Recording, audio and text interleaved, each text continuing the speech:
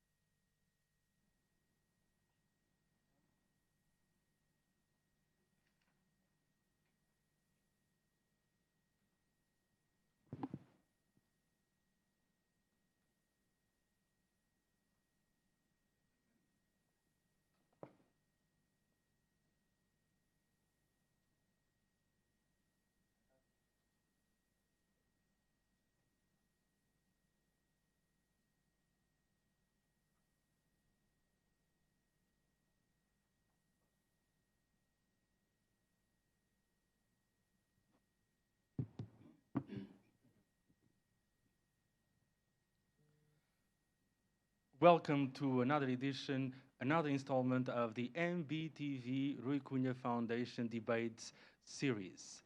And this is a special one because we are partnering also with the MIIPA, with the Macau Insurance Industry Professionals Association. And the topic is a pretty relevant one. We will be talking about modern finance and talent development. The development of modern finance has been set as a key pillar to drive the diversification of Macau's economy. In addition to an upgraded legal framework, talent development emerges as a key component for a successful strategy. Here with us, we have a distinguished panel of experts, industry players, to discuss the importance of nurturing and attracting talent to develop the city's financial services. In this special roundtable, jointly held by Macau Business, Cunha Foundation, and MIIPA, the Macau Insurance Industry Professionals Association. We'd like to welcome you all watching us, following us via Facebook Live, and here at Cunha Foundation. We welcome you, and of course, I'd like to start by introducing and welcoming our distinguished guest speakers. We have with us next to me, sitting next to me as a chair of this session, Ivan Chung is the president of the Macau Insurance Industry Professionals Association and also executive director at Fidelidade Macau. As guest speakers, we have in our panel António Félix Pontes, Chief Representative for Macau of the Greater Bay Area Impact Forum Foundation. He's been based in Macau for over 4 decades. He has a very extensive resume. I will not, is a veteran in the best sense of the word, highly experienced and knowledgeable. He was executive director at Monetary Authority of Macau, among a number of other roles that he has been performing over the years. We have also with us Sam To, Executive Director of BNU Macau. He's also a member of the SAR's Talent Development Committee. Sitting next to me with us, we have Kelly Kuan Ho Weng. She's president of the General Assembly of the Macau Society of Registered Accountants and also partner at Deloitte China. And on my right, we have Calvin Tinlop Chui, president of the Executive Committee of the Macau Financial Law Association and also a partner at Ratu Ling Lei and Cortege Lawyers and Notaries, LECTO. Thank you very much. Thank you. Welcome. Thank you. I'd like to start by asking Ivan Chung to talk about the mission of MIIPA, of the Macau Insurance Industry Professionals Association. Ivan approached me with this exciting proposal of jointly holding this talk, and this has got to do with the, of course, the current situation in Macau and also the path towards an upgraded financial services industry, and that is highly related to the mission of MIIPA, right? Yeah. Ivan Chung, please. Okay. Hello. Good evening. Thank you, Jose. So on behalf of Macau Insurance Industry Professional Association, That's what we call MIIPA. It is our honor can co-organize with Macau business to hold this professional debate forum with the rapid development and goal of the insurance industry in the Macau market. Due to the insurance service needs of insurance industry, and also due to the insurance service, the need of people across every social stratum, and the continuous effort of insurance personnel, the development of insurance business has become more diversified. MIIPA was founded in 2019.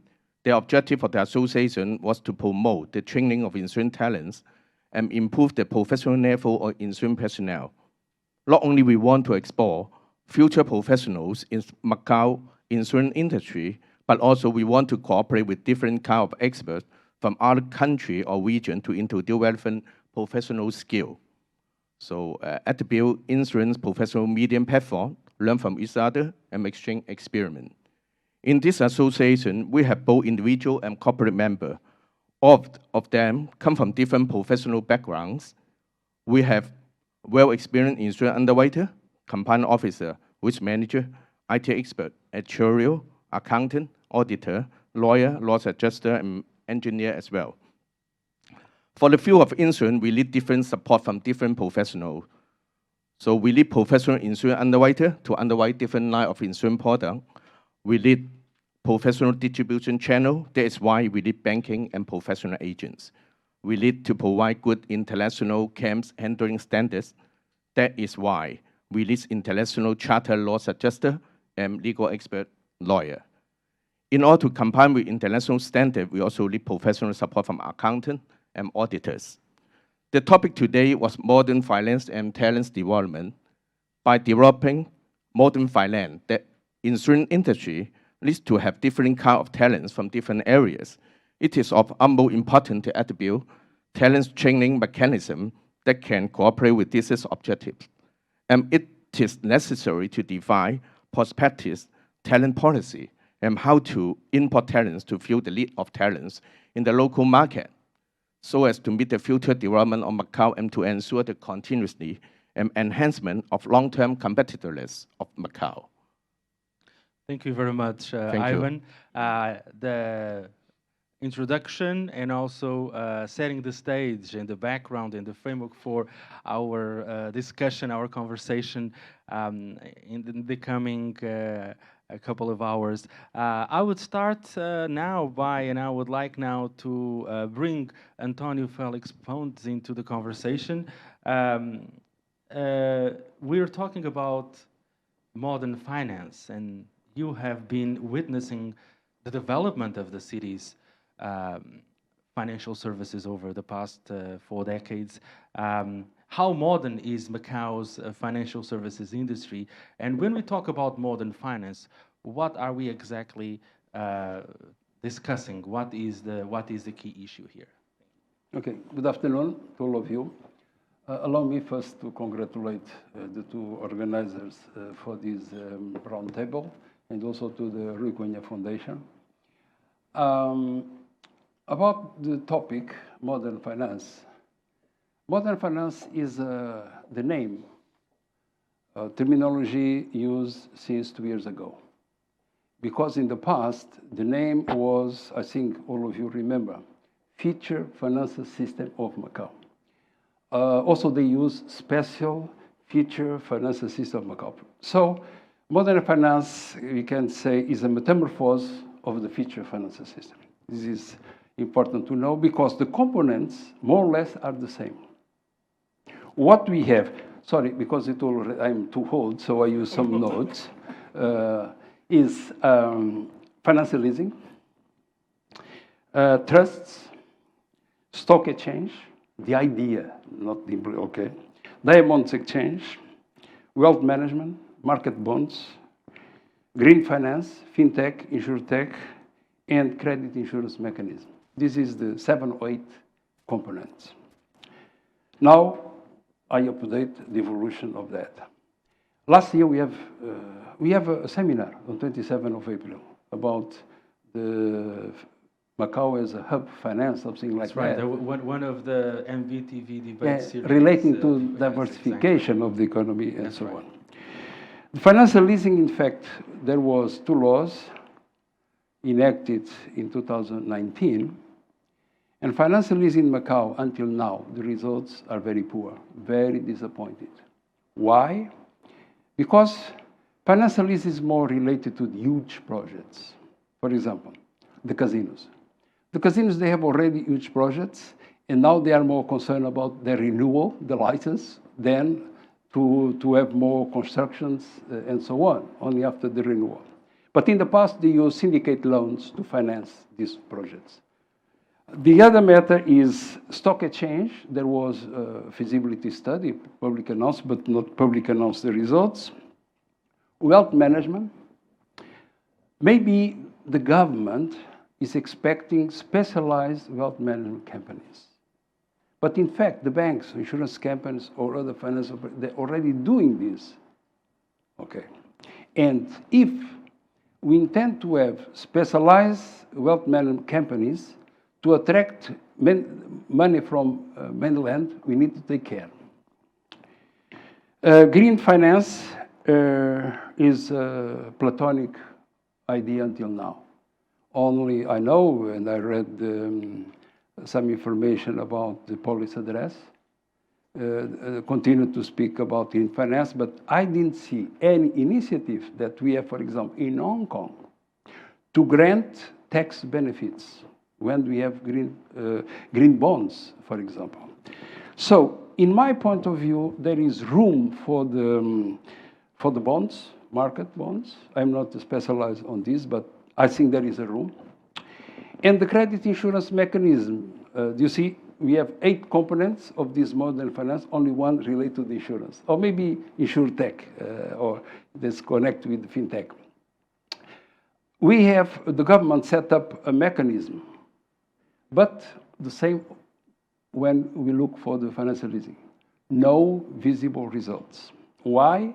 Because the exporter needs to go to the bank with the bills to receive some money, but the banks before that buy insurance in Sinosure, a Chinese company that not yet authorized to operate in Macau. So this creates a complication for the banks to sign any agreement or to go ahead with this. The results are very poor. So this is what I can say. In terms of if I may jump in before we move forward, when we're talking about, for instance, the bond issuance market, we have been having a number of operations, and actually there was a press release over the weekend highlighting the weight of the financial services industry in Macau's GDP, pointing out the successful issuance of bonds, especially over the past 2 years until October, 300 billion patakas bonds issued successfully by here in Macau. How do you assess this, and is it taking shape in this respect? I look first for who are or where the issuers are. Chinese companies, normally Chinese-owned companies. A few days ago, at the AMCM was resisted a renminbi bond private investment fund from a bank, ICBC. I think there is a good move. But one point is that I believe, I am not specialized on the bonds issuance. I have only some practical ideas about that. I think there is room for that. Okay, absolutely. But one point that you should keep in mind, it's impossible to take the gambling sector as the main contributor to the GDP. Why? Because the tax on gaming income is 39 or 40?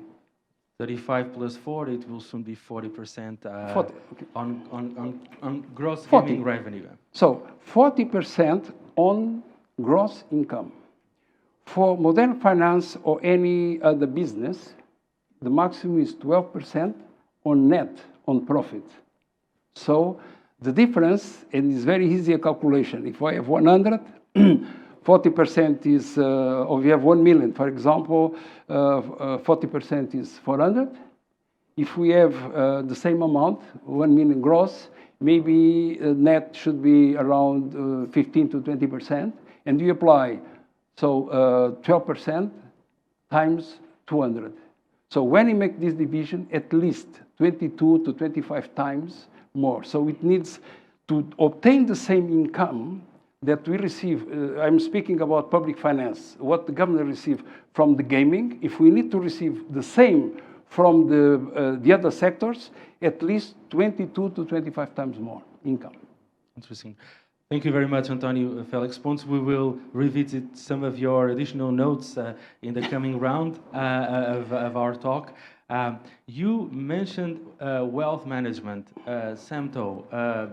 The Greater Bay Area Wealth Management Connect scheme is something that has been in place and is regarded by the banking industry as an opportunity. And what else would you single out from the perspective of BNU and, of course, of the banking industry with regards to modern finance? And if you want to comment or follow up on some of the remarks of Mr. Félix Pontes. Thank you. Thank you, Jose. Thank you, Ivan. Thanks for the Rui Foundation for inviting me to be on stage. Actually, well, Dr. Pontes mentioned about the modern finance. Now we have a new definition, as Mr. Pontes mentioned. So under this modern finance, wealth management is one of the key area that we will develop in the coming years. So the cross-border wealth management already in place. As you can see from those public available information, is quite successful. We can see a lot of investors from China invest their money in Macau. So it is a good start, but I think it's just the starting. So eventually more and more banks and also more and more Macau investors and Chinese investors will join this program. So in the long run, I think it will be good for Macau because as everybody knows that the diversification is very important for Macau, particularly over the last 3 years, we saw that the need for Macau is to diversify Macau instead of just relying on one sector. So among all the sectors in Macau, finance is one of the area that you can see a very good result. As you can see from all those publicly available information, all the banks are making profit. And the GDP also from single digit to double digits. Of course, the other ones fall. That means banking, increase. By the end, from 6.9% in 2019 to 15.4% in 2021. We're talking about the share taken by financial services regarding the overall GDP of the SAR. Yeah. So basically, banks in Macau are well capitalized, and the business is very conservative, very safe. And in terms of diversification for Macau economy, what sector you can think of? I think finance is the one that I think Macau has room to improve. Compared to Hong Kong, of course, Macau is just it's just a very conservative place for finance sector. That's why there's a room to improve. One of the area in the financial sector is the modern finance. We talk about the debt issuing. We talk about the wealth management, and of course, the financial leasing didn't have a good result, as Dr. Pontes mentioned before. So because we don't have any export credit insurance company in Macau to provide this sort of export credit. So there's one of the drawback for developing this area. So I think in the long run, the banking sectors with new banks approved by AMCM, I think the financial sector will continue to grow and to contribute to the Macau economic diversification.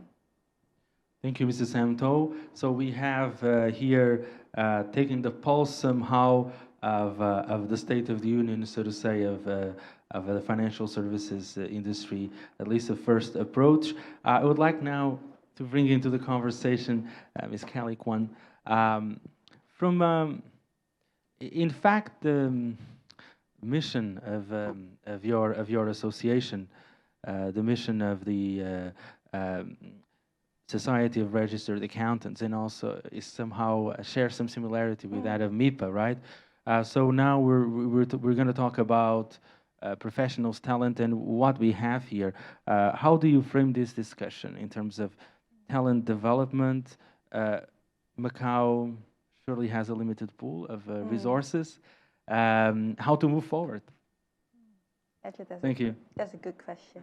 And first of all, I would like to thank you for the invitation, for the organization, association's invitations, for me to join this wonderful event where I can listen to words of wisdom from different speakers in this industry.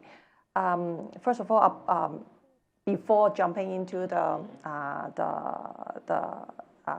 point regarding talent development, I would like to also say a few words about the development of modern finance. Actually, to me, I do believe, I'm an advocate that modern finance development actually is a catalyst for us to drive economic diversification.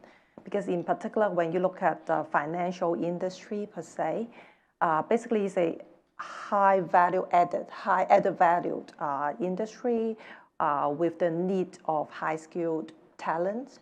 So I do believe that that's a good move for the government and for the whole community to move towards modern finance development. And from this perspective, first of all, I would like to address my views on the need of talent, or what type of talent do we need when we talk about this industry development. When we talk about modern finance, I always tied it together with transformation and digitalization. So basically, I think IT talents, tech talents are the most hot talents that I think every industry demanding are looking for. So in this sense, I do believe that it's important for, first of all, for organizations or for institutions to broaden the talent pool, whereby there could be more, say, collaborations or forming of alliances with organizations with that type of skill set. Because I do believe that for companies and organizations nowadays it's very difficult to be successful if we work in silo. So because I mean, training talents or grooming talents is could not happen in one day or in a short period of time. So nowadays, oftentimes when we talk about industry development, we talk about ecosystem development, ecosystem play, whereby we can look for like those tech companies or those partners that are available in the market, in the regions, who could supplement the right skill set, especially for Macau, because for Macau we have, when we talk about modern finance development, it's just like a couple of years, right? And now we have the COVID pandemic. Everybody is looking for, okay, we need economy recovery. We want diversification. So what's the best and the most effective way of doing so? I think apart from importing high-skilled talent from the region, to me, I believe it's not that easy, right? Because especially nowadays, when we recruit talents, it's not only talking about we offer a very rosy or very good compensation package. There are other stuff that needs to come along for the whole package, right? So ecosystem forming and ecosystem playing, partnership, alliances, collaboration is very important. That's one thing. And of course, trying our best to import talents from the region is another thing. And when we look at our local talent pool, I think it's also important for us to find talents, adaptable, I would say adaptable talents, because take for instance, when we talk about digitalization, right? It's so difficult to find tech-savvy talents who could 100% match the industry-specific requirements. So I think we need to change our mindset from the business leadership perspective to how we can find adaptable talents, and then we provide training to them, train them up, groom them, so that in a short period of time, then we could have available talents to help the whole society in the transformation journey. And another thing is in terms of talents, I think, and the development of the financial industry, I think one more thing is that the talents need to be customer-centric. We need to have talents that's customer-centric. Actually, being a professional practitioner, our firm actually recently issued a white paper in terms of GBA insurance outlook. You reported about that, very interesting. You read about that, yes. That's good, that's good. And then actually, I think we have a very good prospect in terms, long-term prospect in terms of the development of the industry. In that white paper, we touch on the customers in the GBA region, where we saw there's a huge demand in terms of insurance products, especially in Hong Kong and in Macau. Actually, having said that, actually the number of customers who really buy insurance products from Macau is not that much for the time being, but they show very ample interest in buying products from Hong Kong and Macau. So in terms of, but for the GBA customers, actually their preferences and the sales channels that they are looking for actually is quite different from the traditional channels that we have been offering in Macau. For the GBA customers, they are looking for like omni-channel distributions. They are looking for product educations, et cetera, et cetera. So in terms of our talent pool, I think how we should move ahead with that is that when we groomed our talent, actually the organization by itself need to have some kind of culture change as well in order to embrace the whole, I would say, industry with rapid changes. Thank you very much. Very, very interesting contributions we have here for this first round. Calvin Chui, you may have a number of thoughts that come across your mind while taking note of what our guest speakers were talking about and the points raised. How would you unpack it? And of course, I mean, my first question would be regarding the legal framework. Oh, yes. To build a modern finance, we need a modern legal framework. Yes. Do we have it? And how about the efforts that are being carried out, say, for instance, the new Financial Services Act, the discussions surrounding the trust law, and other regulations and bills which are soon to be in the pipeline? Well, actually, like right now in Macau, I think over the past 5 years, like finance has been a very hot topic.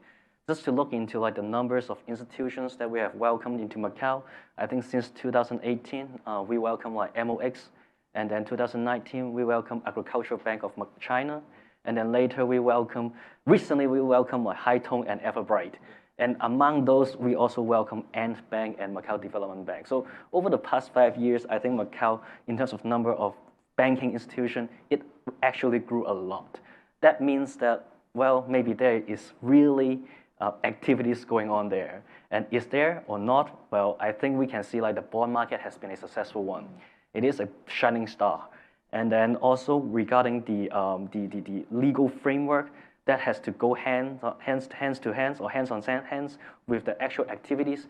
Then the question came as Jose, you proposed, is do we have it?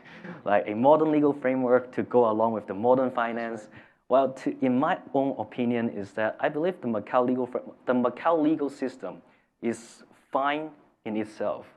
Like the Macau legal system is under is based in a civil law system, which is a system that is common all over the world except the English-speaking world, which is like the common law system.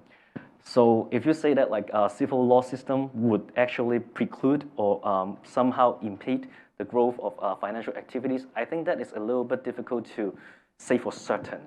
But we can see some like really good example like Frankfurt, Paris, Tokyo, and other places. So I think we have a good framework. But going forward, to be more concrete, we have like the 32/93/M, that is like the Macau Financial Act, or Regime Jurídico do Sistema Financeiro. That one has been a long time, that has been in place for a long time.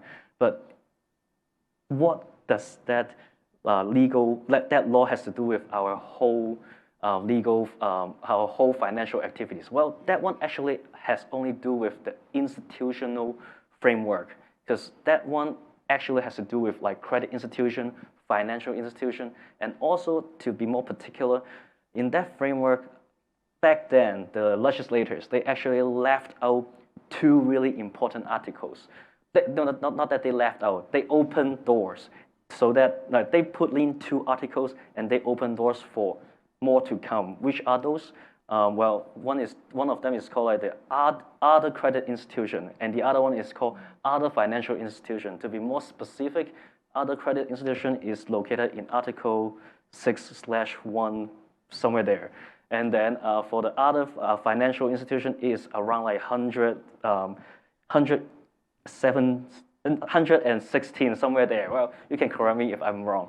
But with those two like leaving out the space, actually it means that if you want to perform or to conduct some financial activities and it is not foreseen in our law, you can still submit your application. But if it passes or not, that it depends on the holistic overview or holistic evaluation of whether Macau has the necessary regulatory power, not regulatory power, but regulatory standards or regulatory practice, and whether Macau has that market needs and whether that fits into the Macau economy. So in terms of institution, we do have that left out. And in terms of activities, then I like to say, in the beginning of the bond markets in Macau, it actually, many people has questioned like, well, does Macau has the legal framework or has the legal support or not? And then we will say, well, let me put out three examples. The first example that I always like to use is like the 2018 issuance of bonds by the Lusu Bank, Lusu Banco. They actually made it, and then that bond was issued under, with Macau law as the governing law, and then also like Macau court as the competent jurisdiction, and then also that the bond was issued in Hong Kong dollars. So at that moment in 2018, I was certain that, well, that means Macau law is okay to support a bond. Macau court is fine to be the competent court for this bond, and also we allow Hong Kong dollars emission of bonds as a currency. That was 2018. And then later, what did we see is in 2019, then we saw the renminbi bond issued by the Ministry of Finance of PRC. And how that differs from the first one is that, well, now the issuing entity is no longer a local Macau bank.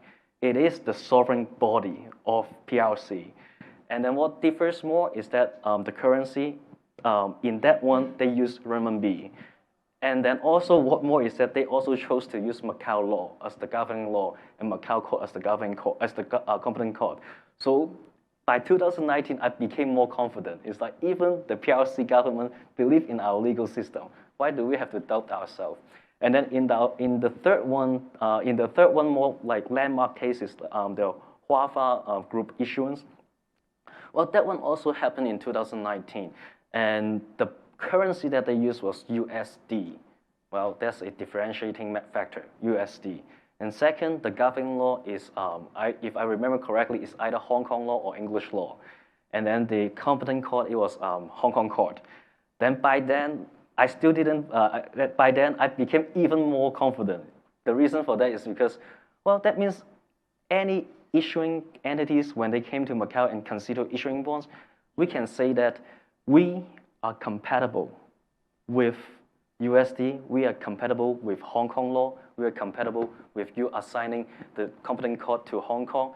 That means Macau is fine with MOP, USD, Hong Kong D, and also is fine with Macau law, English law, Hong Kong law, and also is fine with Macau court and Hong Kong court. So, and to put an end on that is that throughout that period, 2018 to 2019, between that, in that period, have we changed a law? Well, I suppose that the silence means no. Yes, that's right. Have we changed the law? No, I don't remember. Yes. So, yes. So Calvin, but to ahead, leave the please. final mark on this session is that, well, but can we say that we should be comfortable and fine with what we have? I think there's always room for improvement. So we can say we are before a half-full glass, right? We You do can- have you can- the, yeah. we have the But conditions. soon it might be half empty if I drink a little bit. Yes. Thank you, Calvin. Ivan, your take on this discussion? If we're talking about different industries within the financial services industries, for instance, and this is the cover story of this month's edition of Macau Business Magazine, which is how the insurance industry is faring quite well, despite the pandemic. You may want to, if you want to comment on that, and also on the way forward in terms of talent development. Thank you. Okay, actually, from my side, to support the modern finance, I think the more important element is people. Without the white and Mapope person, I don't think it will be easier for Macau for their future development.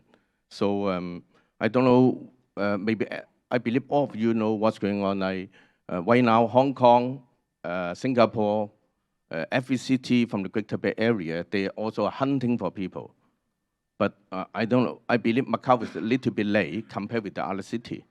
So I don't know what we are going to do. So, because, you know, for me, I believe the government need to think about, like, not to always thinking about why they come.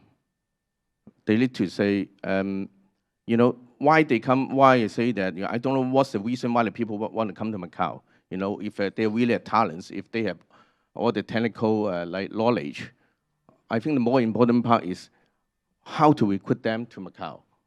I think the more important thing is like how we go to offer attractive, competitive plan offering to them in order to attract them to come to work in Macau. Not only for these people, they also for their family. So we need the plan should be more comprehensive. Thank you. I have an interesting point. António Félix Pontes, Kuan was talking about ecosystem, the importance of building an ecosystem. Ivan was singling out this need to come up with not only the package, not only with not only the suitable legal framework, but these are obviously necessary conditions. But will they be sufficient conditions to truly modernize and to truly take the industry to a really higher level? If you want to comment on this, and also on something that Ivan was pointing out, which is a competition for talents and for human resources, human capital question. Please. Yes, of course, now to attract people to work in Macau is not easy, because you have this exciting quarantine 5+3. I think is very complicated. Not only to attract people, but to attract trainers. Later on, I refer. But what Ivan and Collie referred, I agree generally. And the problem of talent shortage is not only in Macau. We have the same in Hong Kong, in Singapore, and we are facing a race to attract people, qualified people. One point is, if we look for Macau, and Ivan already touched that comparing with the other cities is not easy for Macau. Not because what I told a joke about the quarantine, but there are other matters. But allow me one point. Very recently, there was a report from an entity called Korn Ferry. It's a prestigious consulting company in terms of organization. They study more than 100 countries and jurisdictions, okay? And one of the conclusions is that in two years ago, China and Russia, they have oversupply of talents. But very soon, China also needs qualified people. Also, they suffer, they will face a deficit. And when we are looking for that, why we have this shortage across industries, across continents? One, and in the law that Macau government sent to the assembly, there is a law to attract qualified people. They are in the review in the assembly since August. They refer, one point is demography. We have in Macau and many countries, developed countries, and also in some emerging, low birth rates. The other reason, demographic reason, is the retirement of what we call baby boom generation. Yeah. Second reason that is referred in some reports, because in the past I look for this every year. I'm waiting this report when I was in the IFS, and we work with the Macau Society of Accountants. We have some training actions. One of the reasons is younger generations, the millennials, are not prepared to take over. When old guys retire, it's true. It's not, I'm only saying what the majority of the reports say. Sorry to say that, but it's a reality. The other one is the expansion of the economy sometimes. There are other reasons. One, for example, is lack of interest of STEM careers. Science, technology, engineer, and mathematics. This is why in insurance we have lack of actuaries, for example. Nobody, of course, since the beginning, we don't like mathematics, I'm an exception, but anyway, I'm not actuary also. But this is a reality. It's a reality. The people don't like STEM programs. Okay. In Macau is the reality. We need but not only in finance, not only in finance area. What we should do, I think in this roundtable is also good to express what each one we think to fill this gap. One, and I think is maybe the first action is Macau government to have a more flexible policy to import qualified people. When we have not, we cannot have complex or sentiments of inferiority. Why not? In other countries, when you look for some, even, for example, Dubai, Qatar, some people in the main functions are British, are American, are from Israel. They have no problems because they have no qualified people. So Macau should have a flexible policy to attract qualified people. I've already touched this. One is already started some years ago, is to provide some subsidies for the financial practitioners. Finance, I include also the insurance. Also in the law, in the assembly, they consider financial institution, insurance, and reinsurance. Okay, it's also modern use, okay. So there are some professional courses, and we should look for Hong Kong in finance areas. Many activities. There is a prestigious institution offer, and we have also already in Macau, IFS, Institute of Financial Services Training Institute, for example, certified banker or certified management planner. The other is continuation of the summer internships for the university students. It is important. We already started some years ago, EMCM and IFS. we should continue, but include the non-local graduates from China, from São Tomé, from Angola. Why not? Even they have in the program, they should stay. There is internship, and we don't allow them. The other matter related to this, and I elaborate later, we should consider to have a special program to attract people to this kind of students, because when they finish the studies, they need to return to China, 1 week or 2 weeks. Take the ticket, go back. Finally, what I recommend is, besides the talents, we need to attract qualified trainers. Qualified trainers. And we can, in the past years, we are using some from China, the majority of the training in the finance area, but you should use Hong Kong people. In the past, you say they are only far away 1 hour jet fuel. Now we have no jet fuels. Okay, but anyway, we can organize. We hope that the situation will become normal. But we need also not to attract qualified professionals, but also trainers with experience and so on. And in Hong Kong, there is an extensive pool of trainers. This is what I recommend to fill the gap. To bridge the gap, literally using the bridge. The bridge. Yes, yes, the bridge right. has a lot of right. meanings now. Thank you. Sam To, these comments and suggestions are important. Would you like to add something? And also, now we are rolling up our sleeves and just like a sort of informal think tank, we are putting 4 suggestions here, I believe, for improvement.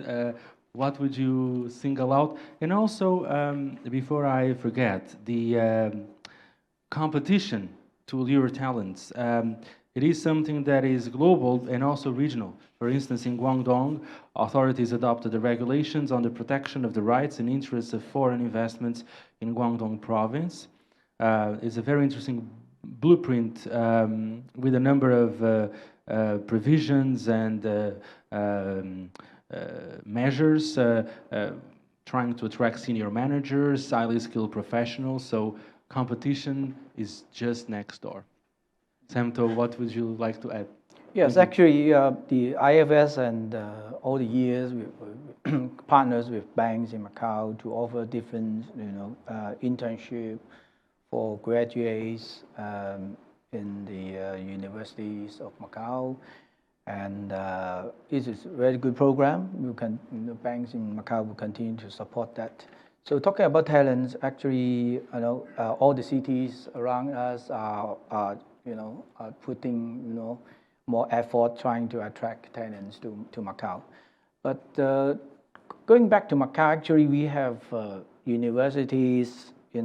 Higher education institutions. We have 10 of them. We have a lot of graduates every year. And majority of those PhD, MBA students are from the mainland. And after they finish the study, and they need to go back to China. So I think, the government need to think about this, and the government is now going through a discussion in the Legislative Assembly about the new law for attract new talents. I think the government knows very well about what we need. We identify 4 major areas that we need talents. We cannot attract all talents for all industries, but we can only identify a few major pillars industry we need to develop. Macau is small. We have limited resources. So the government identified the modern finance, the health, like in Hong, and the high tech, and also culture. So we are aiming at these 4 directions to attract talents globally. And I think after the debate, after the discussion, we will have more clear picture how Macau can attract talents. Macau is is a small economy. We are competing with Singapore, we are competing with Hong Kong, even we are competing with other 9 cities in China. So Macau is a core city. We have our selling point. Actually, Macau is small. I have a lot of colleagues in the financial sectors from Hong Kong in the early years, and they came to Macau. They like working in Macau. Even my colleagues from Portugal, when they first, before they decided to come to Macau, they have a doubt, and when they came to Macau, and then they love Macau. Macau is a kind of mixed culture, which can attract people to stay in Macau. But of course, in the current pandemic situation, it's difficult. But we are looking for long term. Our policy is for long term. So I think this COVID pandemic will sooner or later will be solved. And then in the long run, Macau should go forward and aim at our diversification. And for the talents, we have a new policy. We will have a more open policy for them. So I think we won't look back. We look forward. We will have a better future in the long run. And looking forward, looking ahead, surely Macau is small in terms of its size, but has a number of also resources, and we have Hangzhou just next door. Yes. So something small is beautiful. Yes. So Macau, talking about, Macau is a small, but you can meet different customers within one day. You can go to different events in a day. You can even attend more than one dinners at night. Sometimes three, huh? Three, yes. So sometimes, and then we have an international airport in Hong Kong. Yeah. Without pandemic, you can easily go to Hong Kong in an hour. And so Macau is with a very good infrastructure in Macau. But due to the pandemic, everything changed. But I'm sure it will be over in the long run. But so that's if we have a new law, we can have a more open policy to attract talents. I think some of them will come. Of course, it's very difficult to compete with Hong Kong and Singapore, but sure, some will come. Surely, Macau has actually been like that over the centuries, I would say, and over the past few decades. Different waves and new waves of talent settling here and calling Macau their home. Thank you, Samto. Kelly Kuan, I think this perfectly hooks up with what you were pointing out a while ago. When you were talking about, obviously we have competition, and competition is something that, it might be a good thing for sure, if one is able to excel itself. But also, how about looking at this Greater Bay Area regional integration process from the lens of a win-win situation and not a zero-sum cutthroat competition for talent?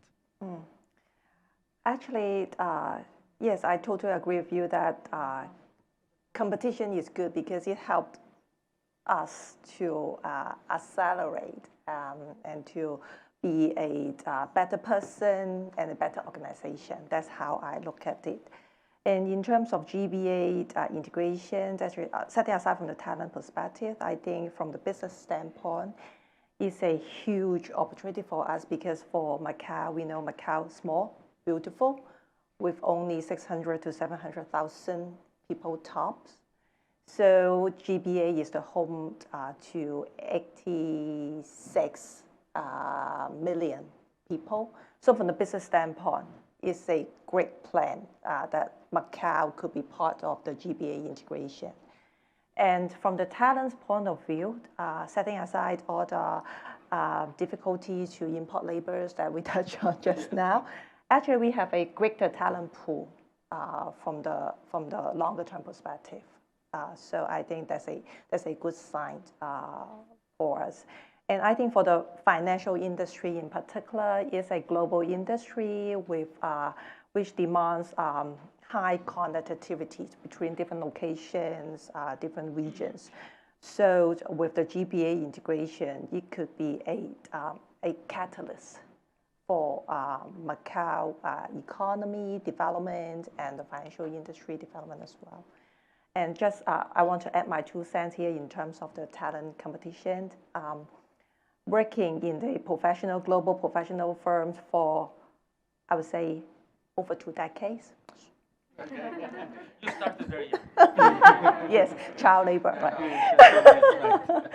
And actually, we are so accustomed to talent competition. And in a way, I would see that as it's our responsibility to nurture talent for the industry. Actually, I got alumni and former colleagues working for SAM as well.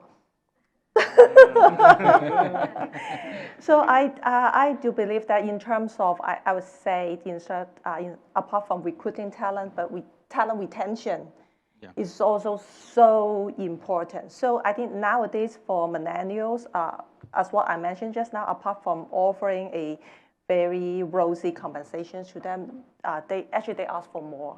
They are looking for job enrichment, and in a way for our firm, what we have been doing is that we need to look at the different tasks that we are assigning to the talents, whereby we need to make use of technology, process digitalization, automation, whereby we could move those routine administrative stuff, those nitty-gritty work. We ask robots, computers to work on that, and so that our talents, they could really work on some insightful tasks, which will give them job enrichment. That's one way to retain talents nowadays, I would say. Thank you, Kelly. Calvin, talking about the younger generations, you have been, well, in addition to being the youngest here in the panel, we envy you. You have Everyone is young in the heart. Yes, that's right.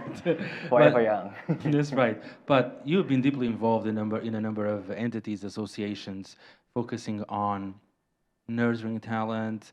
What can you tell us about this generation, and also the propensity to embrace, of course, AI and financial innovation? Oh, okay. Well, actually, in this regard, then I would say like the generations that are born in like 90s or even 80s, 70s, or even closer like 00s. I think like those generations try to be more inclusive. Like the modern generation, I believe like those youngsters, a younger generation, they are more prone and they are more skilled in regards to with using technology. And this one regard, because they grew up with technologies, they start using cell phone and not using like Nokia. But then now, and then second point, or Sony Ericsson, I also use that too. And then BlackBerry for that matter, right? BlackBerry, yes, I did. Like, including Windows Phone. I tried every one of them in the past. But and the second point, so like used to using technology. That's one point. And second point is that the place where they study, where they graduate in from universities. I think like that generation, to be more inclusive, those generation, higher numbers of people actually graduate outside of Macau. Some of them study in U.S., Canada, Portugal, Taiwan, Hong Kong, Australia, yes, New Zealand. Those are the main areas where Macanese students, people from Macau, students from Macau study overseas. Those are the more common destinations. So I believe that they actually had a natural tendency to be integrated in a more international environment. So I believe like people from those generations are actually more like easier for them to integrate in a global community. So with those two, I think that we can go back to the point as the generation has the necessary conditions, and then how they get from the necessary condition to be the sufficient condition for helping Macau to grow. I believe that's the end goal for local talents to help Macau to grow. Then we need to think like how can we instill in them like the skill that we need, and then also like the ambitions that align their ambitions with Macau's ambitions. Because now with the 4 new area of 4 new industries, then it actually means that we do have to groom them toward that direction. So either science, as we have already mentioned, like STEM, we were not that strong, but now we see more and more middle school, they are putting STEM into their education. I think that's good. And also we do have a university called Macau University of Science and Technology. So we do have a MIT-like hub in Macau. They're climbing up the getting rankings, Yes, right? and a good ranking is that, and also I teach there. Yeah. So, So, okay. so I believe that it's going on the right way. And then also on finance and then cultural activities and all those, I think we do have to put in our younger generation in their mind that if you are looking forward to to have a good career path, you should align your own agenda along with the Macau agenda and try to help to propel Macau from what we have been in the past years to go up to another level. Before we wrap up this second round, one question about the right mix between nurturing local talents and retaining, for instance, something that Felix Pontes and Sam were talking about. We have, let's say, for instance, that MUST is a case in point, but other universities, students who are originally from mainland China who perform quite well, but they basically stand near zero chance of joining the job market. This is one thing, and the other thing is about actually importing highly skilled talents. How to strike a balance, to strike a balance, and to find the right mix in this respect. Well, I think that's the reason why we have the bill of like the talents legal framework that are being discussed in the in the Legislative Assembly, and I think those arguments would be quite those arguments among different from different perspectives should be exchanged in the Legislative Assembly. Ivan, your take on the discussion as we stand here, and also then we will be also inviting the audience to jump in. Yeah. Before starting the Q&A session, actually I share the opinion with Sam. More of our fans would like to come to Macau, but the point is the flexibility of the policy, as what just Pontes mentioned, right? The flexibility of the labor importing policy right now is quite tough. So, frankly speaking, I applied for just one senior staff. It's almost a half year, but being declined by the Labor Department. So, there's quite a difficulty in our side. But the new policy, the new policy is being discussed in the Legislative Assembly. It would be totally changed from the existing one.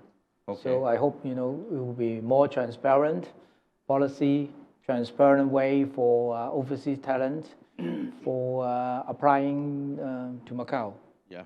Not only for overseas talent, but also for those Macau students, they study overseas, like Calvin said, and they return to Macau. It's very important. A lot of Macau families send their children to study overseas, and they stay overseas because they don't find any industry in Macau suitable for them, for their agenda. So it's one of important that if we can have sufficient, kind of soil that we can attract them back to Macau, back home, to contribute to their homeland. That's very important. Okay, I look for that anyway. Yes. So, but I can tell you a secret. Actually, when we work in the office, we can develop different kind of business plan, but the problem is we cannot finalize the succession plan. Okay, we cannot find the second generation. This is what the difficulty we are facing. Yes. Okay, Excuse me. No. Yeah. When I referred a few minutes ago about that the younger generation is not prepared, I forgot one thing, because they are more skilled in technology and so on. But the main problem is in terms of the management. This is the parameter that they refer. This is the critical point. Only to be fair, okay? So I just walk in right at the moment of 6 o'clock.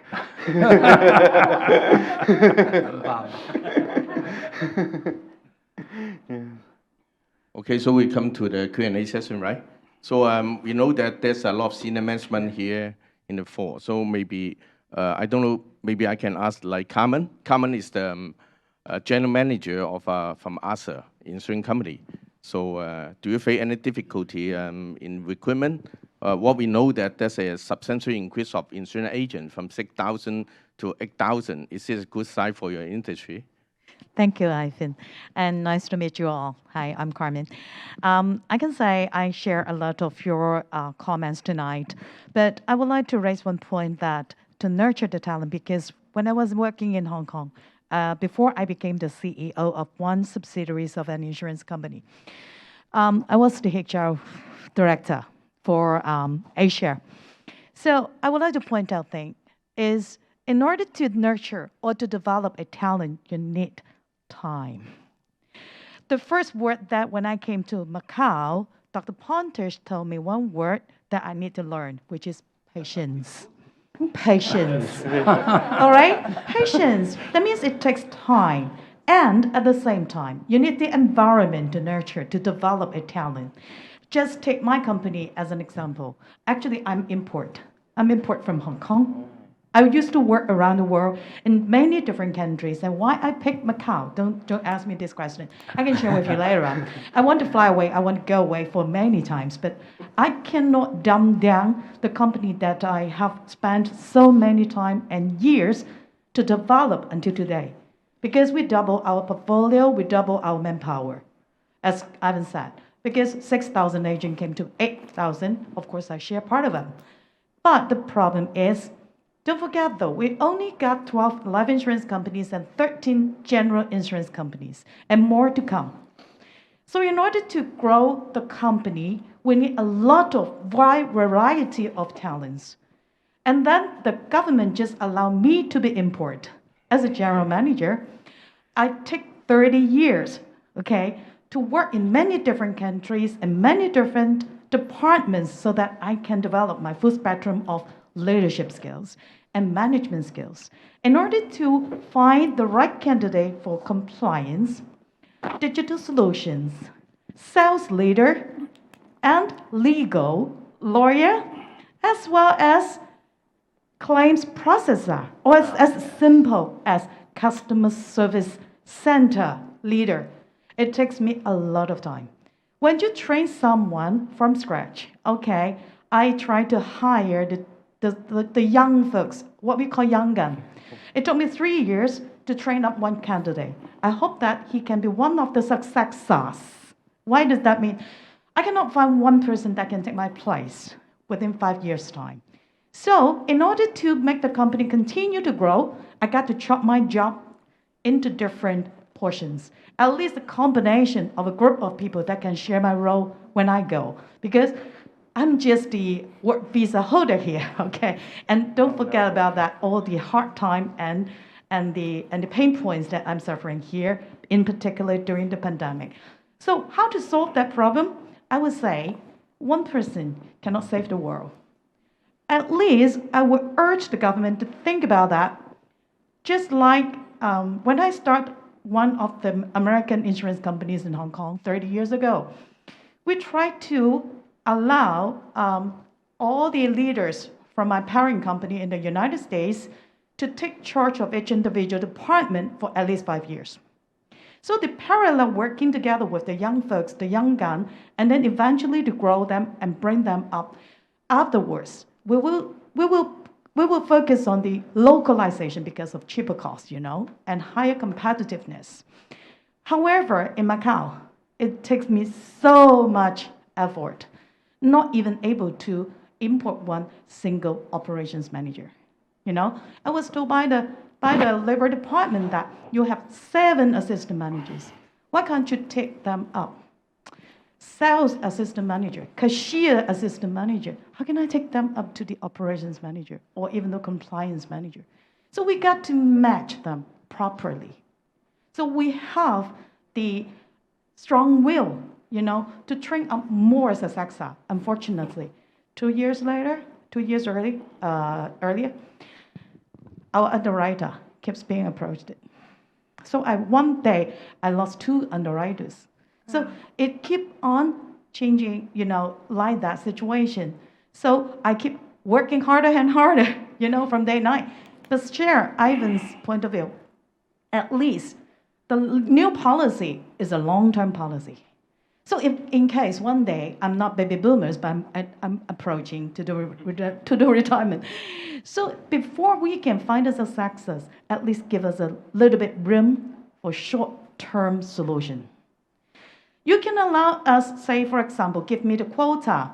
Each individual department, you give me one quota for 2 years, 4 years, 6 years, at least a defined time for us to import our staff to come train the local.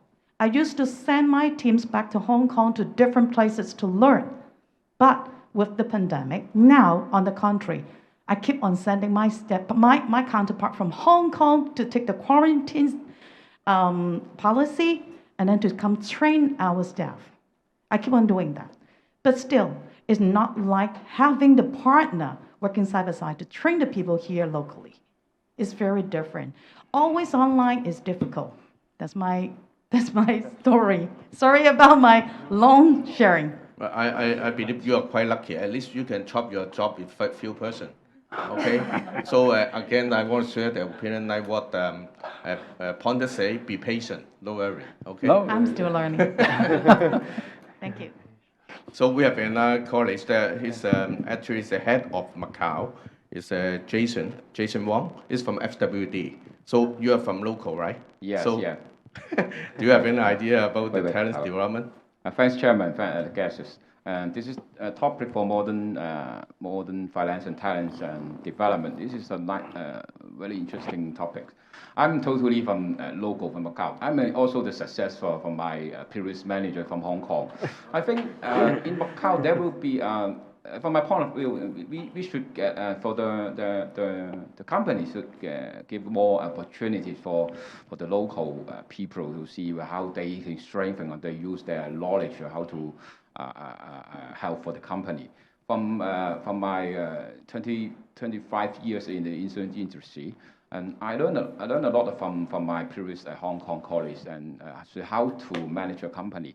But at least the company have to give the chances for those local people. In my philosophy, I have to say to my young talents or my colleagues that you have to show your unique contribution to the company so that they can see whether you can really help for the company in the Macau in the Macau and then leverage the resources from the group and other countries. And that means that they should give a lot of opportunity for Macau people. I think Macau there are a lot of talents here, but how to attract them stay in Macau, or how to they leverage their knowledge or skill set from they learned in the university. That will be a lot of opportunity, but at least the company should have more opportunities for us to do that like that. I'm the one of the example for that. And the other things, I totally agree with Carmen that we not easy to find some professional people, especially in our insurance sector, like compliance, legal and compliance, and also finance or even the operation like underwriter or even claims. And I think that is the point before. There are not so much promotion on that industry. Like in my understanding that some of the people know you are working in an insurance company. They say, oh, you are an agent, sales agent. They don't understand about there's a lot of position in an insurance company, like actuarial, legal and compliance. It's very important for compliance. Okay, we can't to fire people who work in a compliance. We take around 5 years to fire a compliance manager. Finally, we can headhunt from one from the bank. Okay. I share this experience with you. The banking sector is also short of this compliance officer. They will take some time because so we also all the time we have the mentorship program. And those experiences in Hong Kong, they can leverage the resources, but in that pandemic period, they can't come to Macau, but they can use the online program to mentor our staff here. I give a lot of opportunity for them because the company give a lot of opportunity for me that then I will expect more opportunities for them. That's the point that we have to, I think that the companies that should have more opportunity for our Macau people. And also we have to attract those talents from outside of the countries. They will really love Macau. That's my point. So sorry, that's a problem. That's why we need to recruit people from other company. That's the only problem. It's also a difficulty, So very difficult. Thank you, Jason, and thank you, Carmen. Thank you very much. We have here, before I will give the floor to the audience to join in the conversation with some remarks, some questions. We are also receiving some questions from those who are kindly watching us via Facebook live streaming. So 2 questions by Diana Masada for the panel. There's non-Chinese talent among Macau residents living in Macau or abroad, but the market seems close to them, she says. If Macau wants to be an advanced finance city, it will need diversified talents, but companies seem not to have understood this and continue to look always for the same type of employees. So she asked for comments on this, and also the issue of salaries in finance jobs not being competitive enough for current Macau living standards to attract talents, particularly when compared to the casino industry.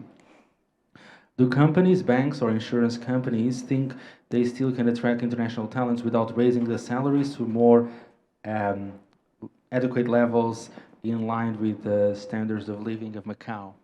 So I'd like to challenge the panel. Cannot change the order. No, it's okay. What is the first one? The first one has got to do. It's about the non-local. Yeah, there are in Macau non-local, non-Chinese talent living in Macau. From China. Non-Chinese. Yes. And also the comments on the market being effectively sufficiently open to them, and secondly the issue of salaries in the financial crisis. Okay, about always in my life, professional life, and when I started in the last century, in 1970, I never discriminate. I only discriminate by merit. So for me, and I'm living in Macau, you refer more than 4 decades, in fact, almost 43, always in the monetary authority or in the IFS, I select the people from India, from Portugal, from China, from Macau. So I have one idea that we never discriminate, even there is in the basic law, there is no discrimination about that. So, for me, this is the point. What this is really in practice is another matter. There are already referred Carmen and the other gentleman and Ivan about the situation that they need qualified people. Macau is too small. For example, in insurance sector, we have 24. Okay, maybe more. So this create, anybody in the banks, create in Macau internal competition to poach people from the other. It's the reality. And on the other hand, okay, we need a compliance officer in Macau. There is no. We go to the relevant public authority, and they close the doors. Okay, it's very complicated, very complicated. So, in relating to the first question is, Macau should have a non-discrimination policy when they recruit people. The second one is about the salary in the finance. Exactly, yeah. I heard a few minutes ago that the banks have profits. So I think they can afford any increase. But of course, they should balance. Yeah. We cannot forget that this situation in Macau, since the outbreak of the pandemic, is very, very complicated. Okay, I think everybody, even the people defend the zero tolerance policy, and understand now about these problems caused by cost in the economy. But anyway, also the inflation is a little bit higher now, but anyway, it's not, when we compare with the European countries, there is a big gap.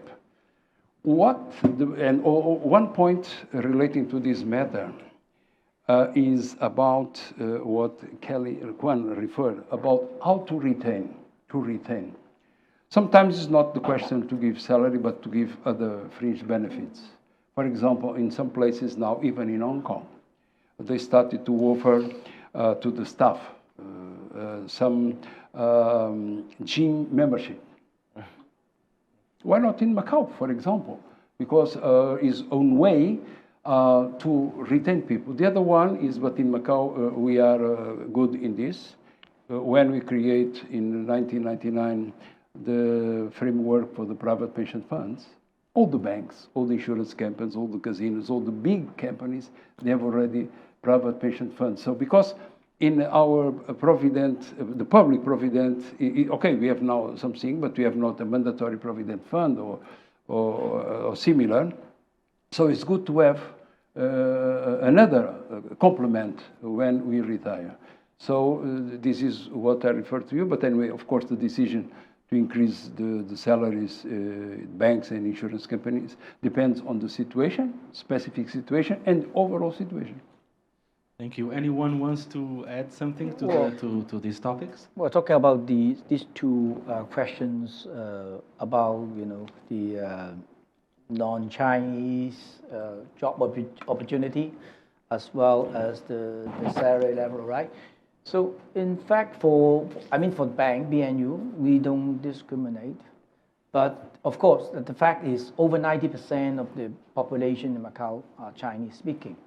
So when you talk about some area of job area that reach Chinese, you should know Chinese. Otherwise, you will be comparatively, less advantage about that. But doesn't mean it stop you. And since Macau is a multi-cultural society, we need all type of people. And then the salary range, I could not say on behalf of the insurance companies, but for banking, I think the starting salary, 12,000, I think, right? Majority of the banks can pay this level as the starting. And the range is very wide. You can up to 6 digits. And depends on your experience and your contribution. And at the middle level, I think it would be good, and maybe sometimes people always short-sighted. They want to be a manager in 2 years. They want to be a senior manager another 1 year, and then they want to be a very senior manager in 5 years' time. And sometimes for banking, you should be step by step. It takes a long time for you to get experience in different areas in order to achieve a management position. So I start banking industry over 30 years ago. So depends on whether you change your mind. A lot of people change the mind and quick and went to other industry. And then depends on how you make your career planning. Whether you want to choose this financial sector as your career for long term. So it totally depends. Yeah, I think maybe I can add my 2 cents here. Actually, I guess in terms of job switching because of salary package compensation, I think that might be a phenomenon back a couple of years ago pre-pandemic. But I think nowadays when people look for jobs, first thing come to their mind is job security. I mean, there's no way that, okay, I'm giving you like 100 grand per month, but there's no job security at all. So I think nowadays, people will look for job security as the first top of the list when they consider employers. And another thing about kind of discrimination, non-Macau people joining the workforces. Actually, I do believe that from my observation personally, I think Macau is a very inclusive community. Actually, for the firm that I've been working for over 20 years, inclusion is top of our agenda, basically. So I think as long as the candidates, they have alignment in terms of the culture of the organization, they could be trained, they have potential to be trained, to be a qualified person in the organization.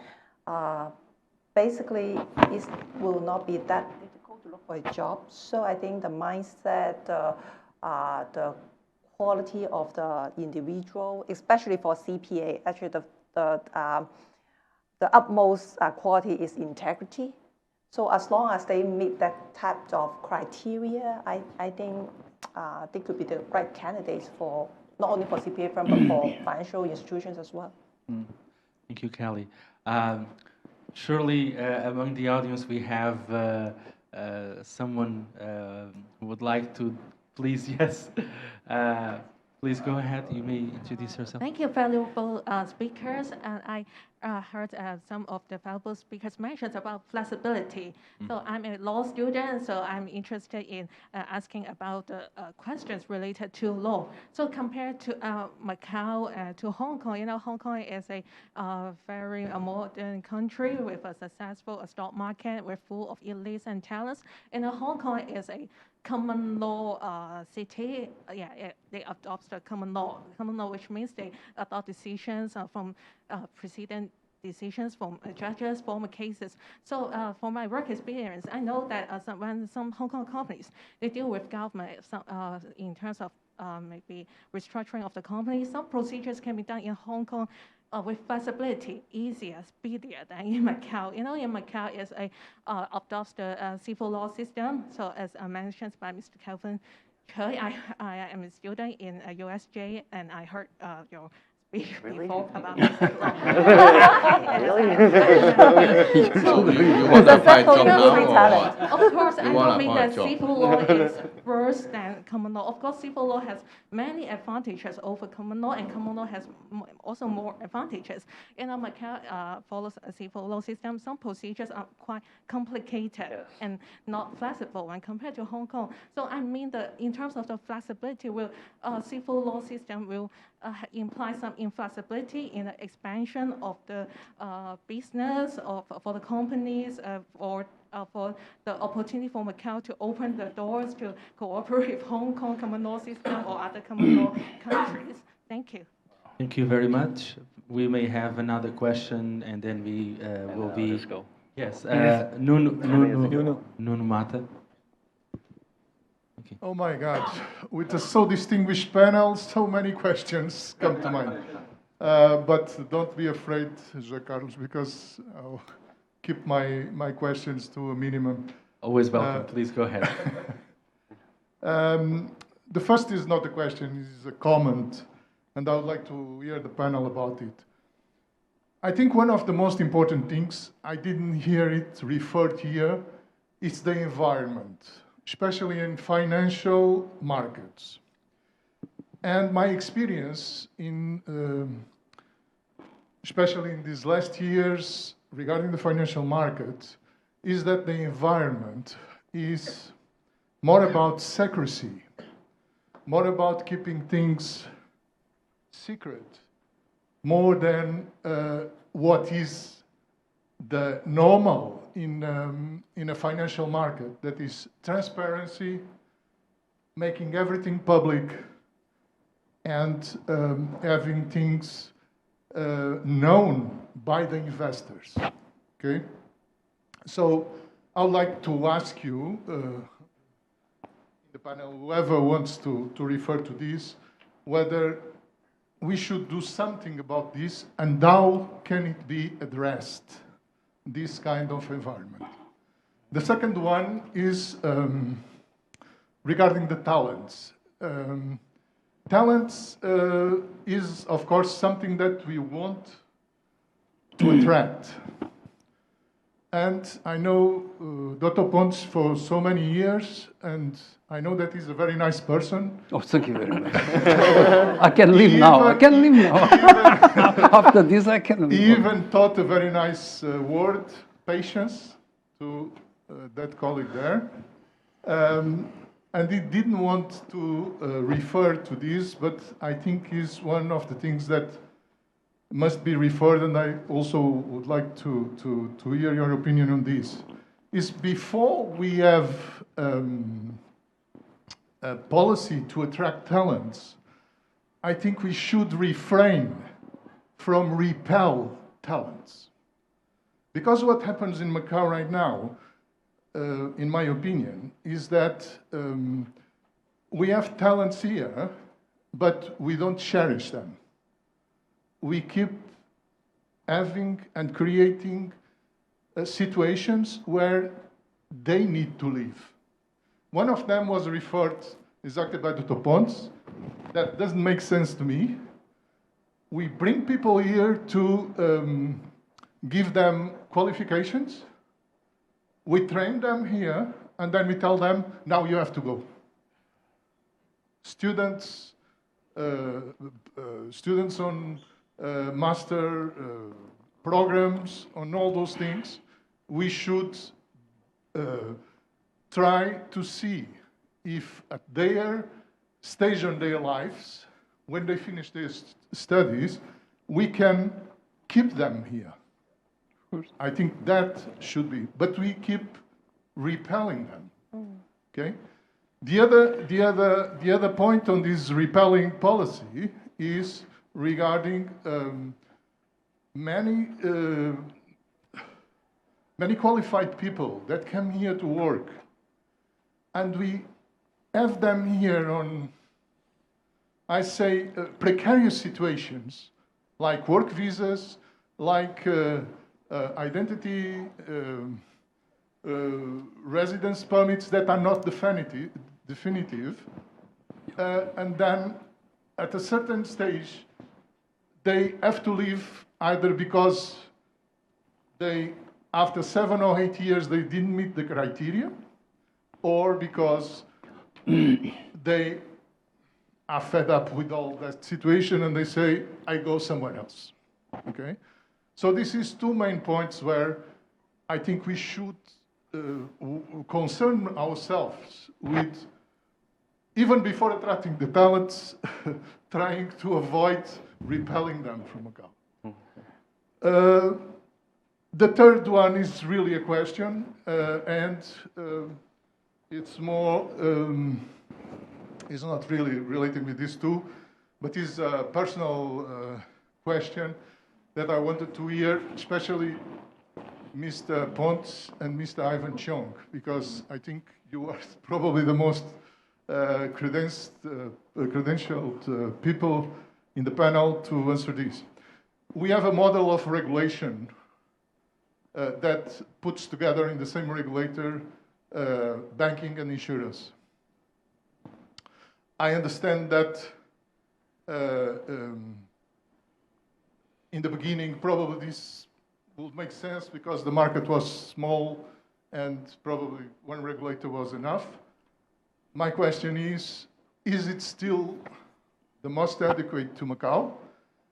Are there any plans to separate the regulation between banking and insurance, banking on one side, insurance on the other, or are we still going to maintain the same regulation? And what is your opinion? Thank you. Thank you very much, Nuno. Interesting, very interesting questions by these two friends here joining the conversation. Maybe Calvin, you may start, please. Okay, I'll give a quick answer to that one. Well, civil law, common law, actually you asked the right person because I was educated in Portugal, like in my undergrad, and then and then after that I went to University of Chicago. So I'm qualified to practice in New York and also Macau, and recently just passed the Greater Bay Area lawyer exam. Quick solution to your question is that when I was in University of Chicago, there's a discipline called law and economics, and then the professor showed us articles the topic of the article is to study using empirical data, to study the relationship between economy or economics and the legal system.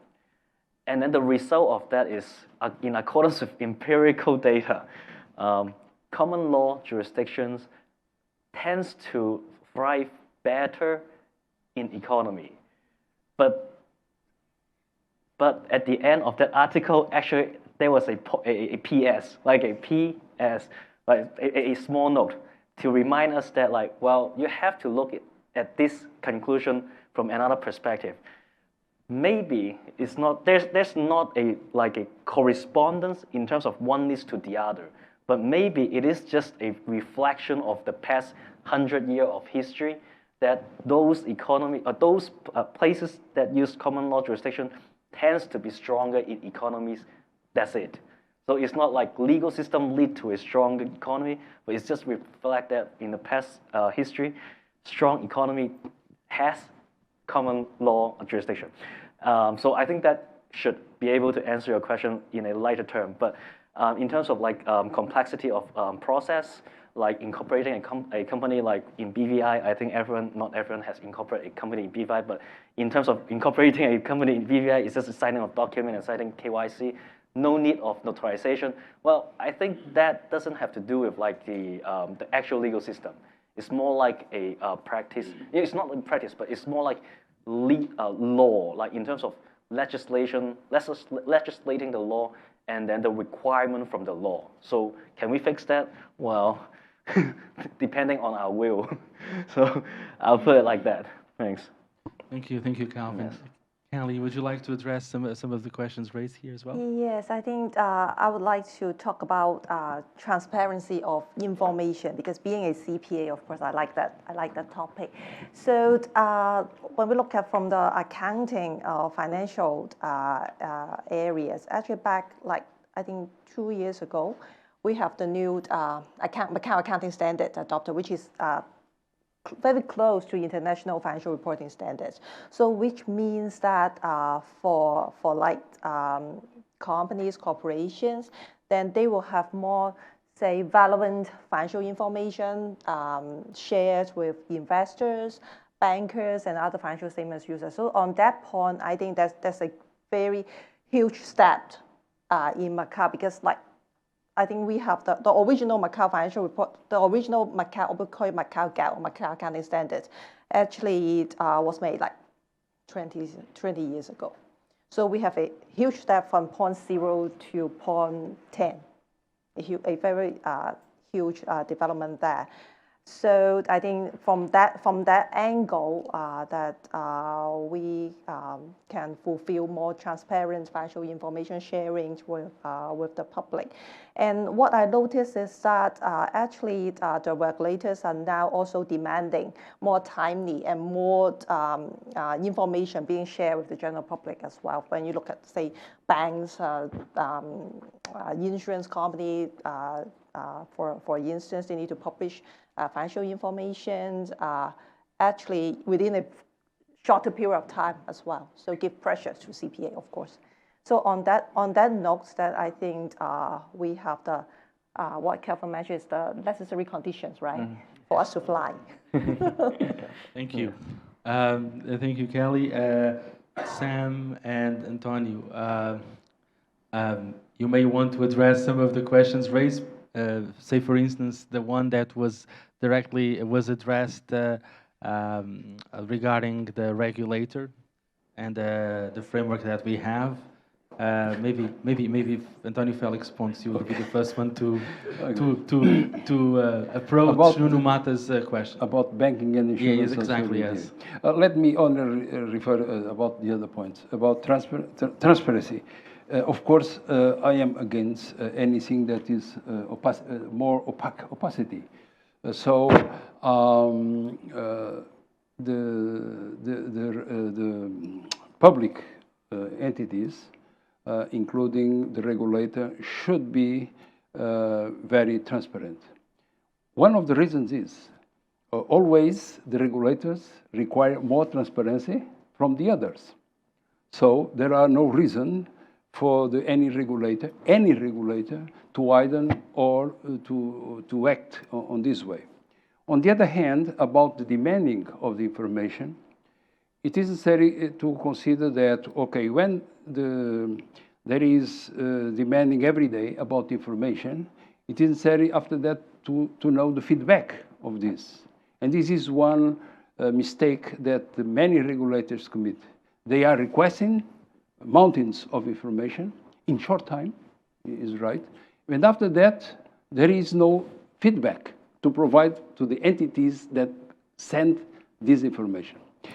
About the talents, I already referred, and I'm fighting this to some years ago, or many years ago already, about, and I don't understand why you are using the people from China, or for another one, but anyway, I refer to the university students, the no residents, I think 99% are from mainland. These people should be used, should be recruited in Macau. About the model of supervision, there are several models. It's a curiosity. In Portugal, we have Portuguese Insurance Authority. Now they changed the name a few years ago. We have the Central Bank, we have the Securities Commission, and they discussed some years ago, maybe it's better to have only one. But it's complicated, very complicated. So finally, they decided to create a committee, congregated the chairman of the three. It's to give face to everybody.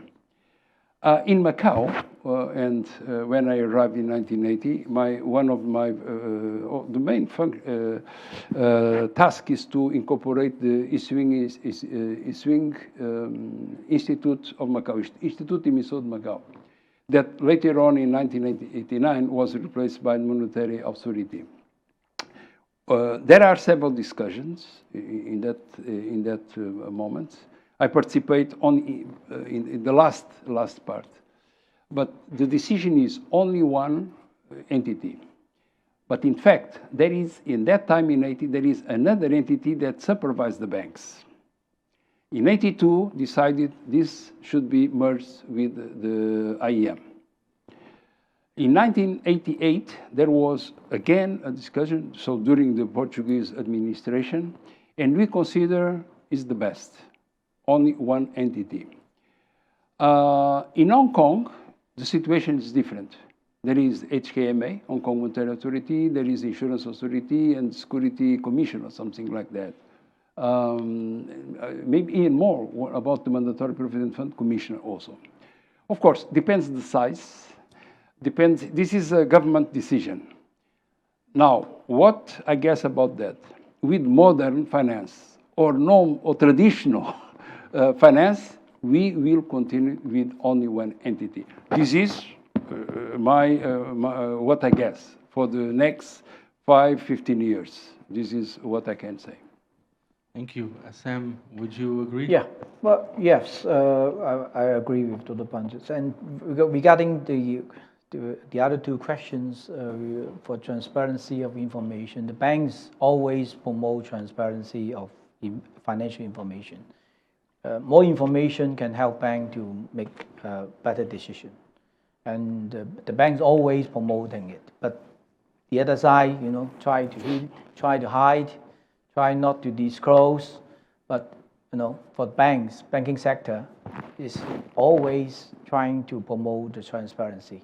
Even the bank ourselves, BNU, we publish our quarterly result, published on a quarterly basis.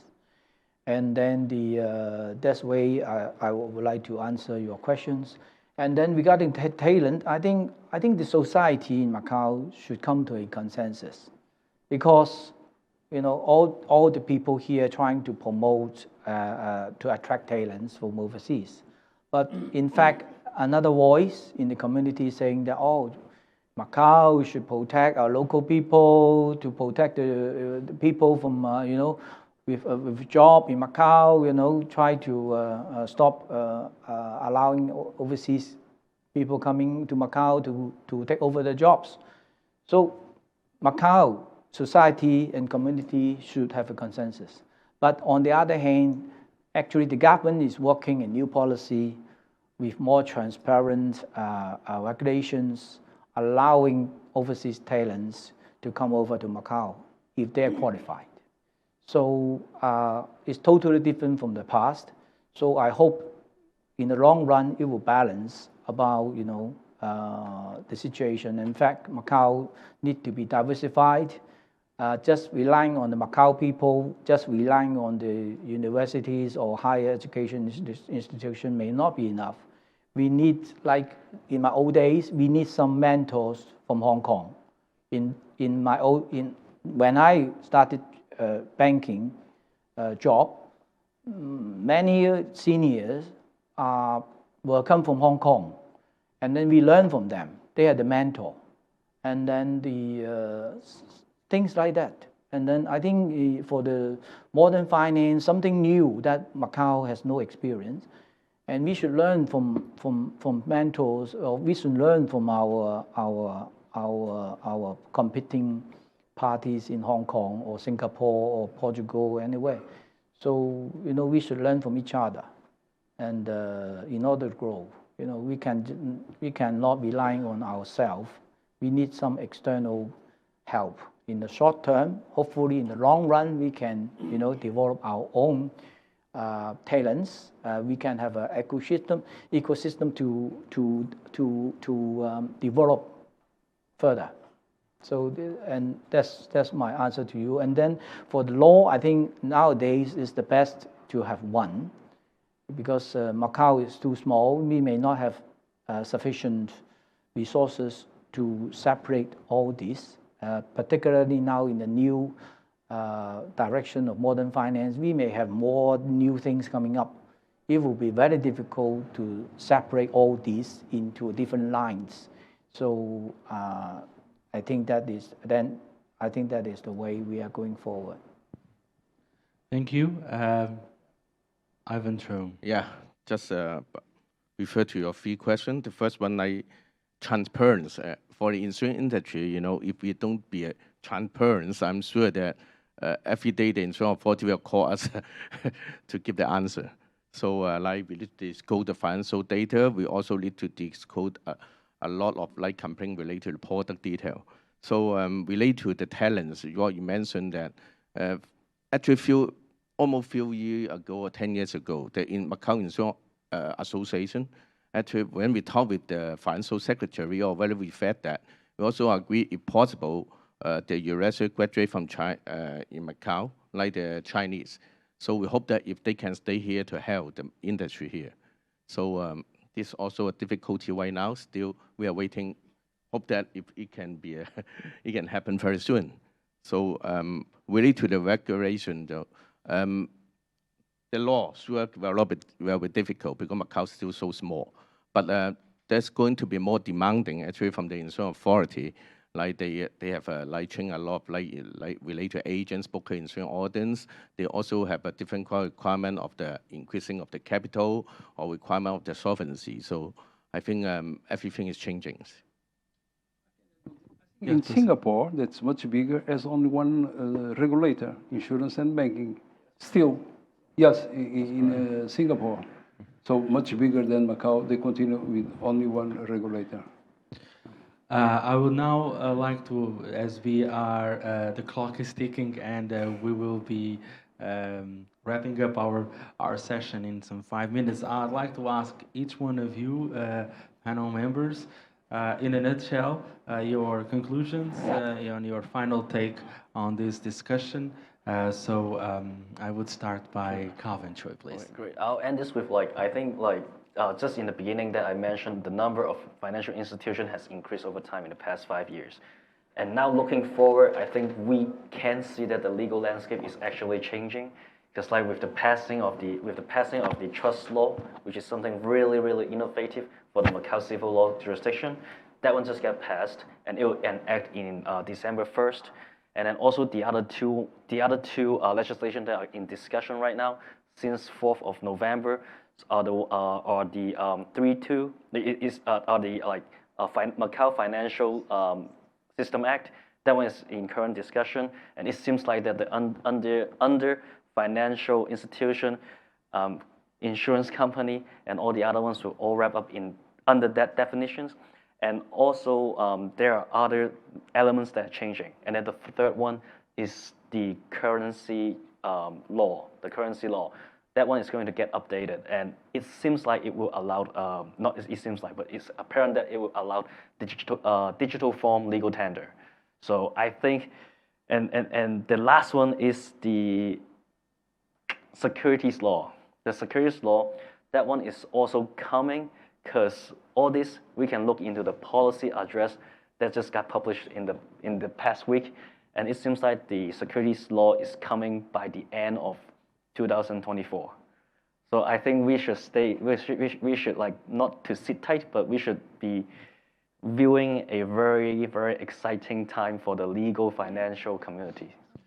We'll have, thank you, Calvin. We'll have plenty of additional and follow-up potential roundtables in unpacking all of that. Kuan, please. So in a nutshell, so I do believe that, as what I have been sharing at the beginning of these panel discussions, that modern finance development is definitely a catalyst to upscale our economy. That's something that we all as a community need to embrace. And so not only for the core financial institutions like banks, insurance companies, and professionals as well, we need to work together to bring our society up to, say, international standards, like what CPAs we have been doing as well, is to ensure our accounting standard could have alignment, because financial information basically is a language, that common language that we use for the finance industry and for the capital market. So building an ecosystem, I think, is a very effective way to help us to kind of to resolve the challenge we have in terms of the lack of skills or talents locally. So that's my 2 cents to share. Thank you, Kuan. Sam To, your final words, your remarks, concluding. Well, the focus of this discussion is modern finance and talent. So it's very clear that the government is trying to diversify Macau, and then the financial sector is certainly the pillar of Macau economy. So definitely it will be the future of Macau, and talents always welcome. And then you have to choose among which sectors you want to go in Macau. So financial sector is one of the area for the future of Macau. So take your decision. Thank you, António Félix Pontes. I agree with the others. So yes. No. It's a joke. In terms of the modern finance, so maybe on 2025 we have another roundtable about security law. I believe that can be earlier. But my final remarks is on the talents, because we need people. And in fact, there is a big gap when we look for the supply and demand of the qualified talents. Also, I refer again, the 2 main decisions should be import qualified people. I should address this again, and to arrange in Macau what they call the immigration arrangement for non-local graduates. And in fact, the new law to attract students, there is 1 chapter at least for these students from mainland. To be fair, is already referred, and the students or others, professional, can authorized to come to Macau, they can obtain the permanent ID. Of course, there are some conditions, so this is a good move to attract people. The other is not a remark, but it's a suggestion. There is an index. They measure the global talents competitiveness It's very easy to obtain in the website. It's also a publication that always I look every year, because they rank the countries and cities about how they are doing, and after that the final ranking. The first one is Switzerland, second is Singapore, and third one is United States. When you look for the cities, Singapore is number 4. The first 2 are American cities, I think San Francisco and Boston. The third is Switzerland.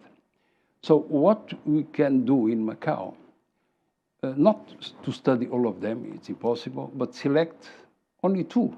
For example, Singapore and Hong Kong. Hong Kong is number 21. So it's not, China is, Beijing is after Lisbon, 10 positions in terms of city. So this is what I think that, not for us, but for decision makers to look and to arrange ways, the best ways, or better ways to attract qualified people. Thank you, António Félix Pontes. And last not least, Ivan Chung. As what I mentioned before, the modern finance, sure that we need to have a well-development of the talents, pen, the future development pen, sure. So without the pen, without the human resources or people, I don't think it will be easy for the financial industry development in the coming future. So, but okay. So today, I believe we have a very fruitful, successful discussion. So I sincerely hope that all our concerns can pass to the government very soon. So finally, on behalf of MIIPA, I need to thank you, Macau Business and Cunha Foundation, for organizing the captioned event. Of course, I need to thank you for all of our guest speakers, Mr. Félix Pontes, Mr. Sam To, Ms. Colin Kuan, and Mr. Calvin Chui, and of course, all of you. So I look forward to have another seminar very soon with you. Thank you. Thank you very much. Thank you very much, Ivan Chung. Now it's my turn to thank you all again, the distinguished panel, António Félix Pontes, Sam To, Kelly Kuan, Calvin Chui. Special word of thanks to MIIPA, to the Macau Insurance Industry Professionals Association, to Ivan Chung, the president of MIIPA, and the staff that has been assisting us. And of course, thank you, Cunha Foundation, for this continued partnership that we launched over 2 years ago. We have been holding roundtable debates once every 2 to 3 months, and we will be back most likely very soon. So stay tuned to our newsletter and emails, Macau Business and Macau News Agency. So thank you very much, and see you next time. All the best. Thank you.